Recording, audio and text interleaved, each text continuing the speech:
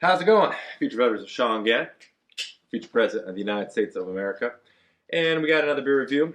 We got the 61 by Dogfish Head right there. All right. I've had the pleasure to visit Dogfish Head twice now. It's a nice brewery. Definitely worth the tour. Okay. They did merge with the Boston Beer Company, I believe recently. But the 61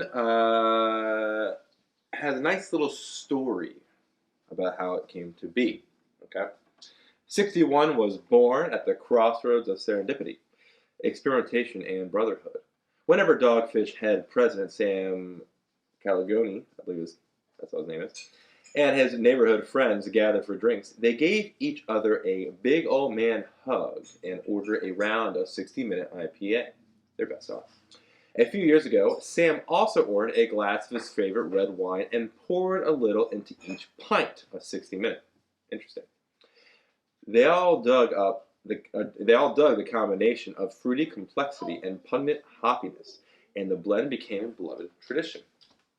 61 captures that tradition in a bottle and marries two Dogfish Head innovations: beer-wine hybrids, which Dogfish has focused on for well over a decade with beers like Midas Touch and Raisin d'Etre, and continually hopped IPAs. The name 61 is a reminder that this beer is Dogfish Head's best-selling 60-minute IPA, plus one new ingredient, Syrah Grape Must from California. Might be a typo. The label, painted by Sam, is a twist on a typical watercolor. Rather than using water, Sam mixed the green pigment with beer and the red pigment with wine. And because 61 pairs so well with chocolate, he painted the browns on the label with melted chocolate. 61 debuted in March 2013. Long but good. So, again, nice label right there. Looks pretty good. That's 61. Label we're talking about. Hopefully you can see it. Let's open it up, pour it out, see what we got here. Oh, I can see by pouring it has a little purple tint to it.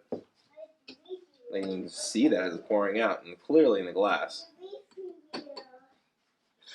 All right. They say it's a 6.5% ABV and 60 IBUs. It's an occasional release, and it's beer wine hybrid. You should use an IPA glass. They give some pairings and stuff that you can see here. It has a ruby red and purplish hue, which it does. Okay. The aroma is sweet and fruity notes of plums, cherries, and red grapes, floral and citrus hop notes. The sweet grape flavor, hoppy bitterness, we'll see. It should have a mouthful of dry, crisp, and clean. Okay. Smells fruity. But fruity like grapes. I can see where they're going there.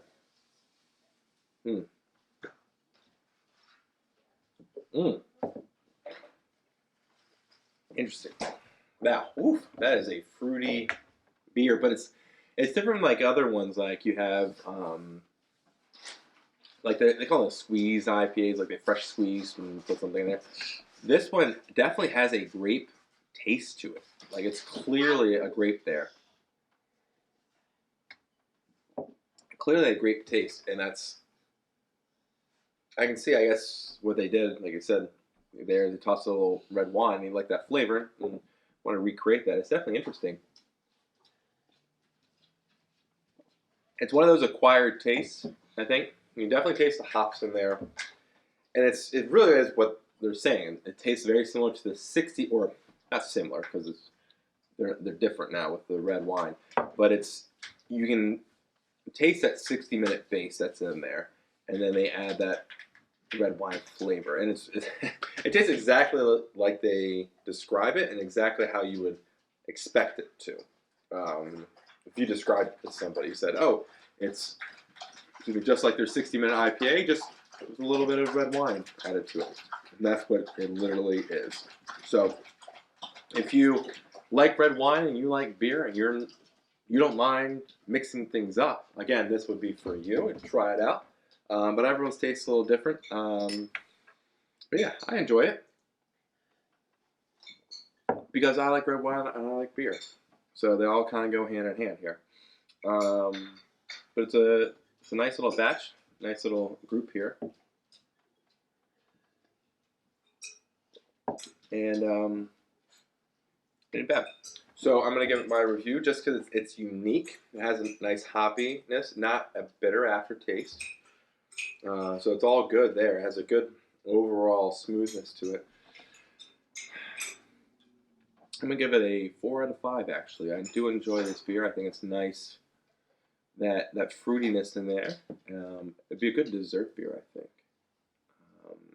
But a lighter dessert beer. Sometimes dessert beers get kind of heavy. So, good dessert beer. But also, I mean, it's not dessert time yet when I'm drinking it. So, 4 out of 5 for this beer. This is Sean Gannon. Again, future president. Signing off.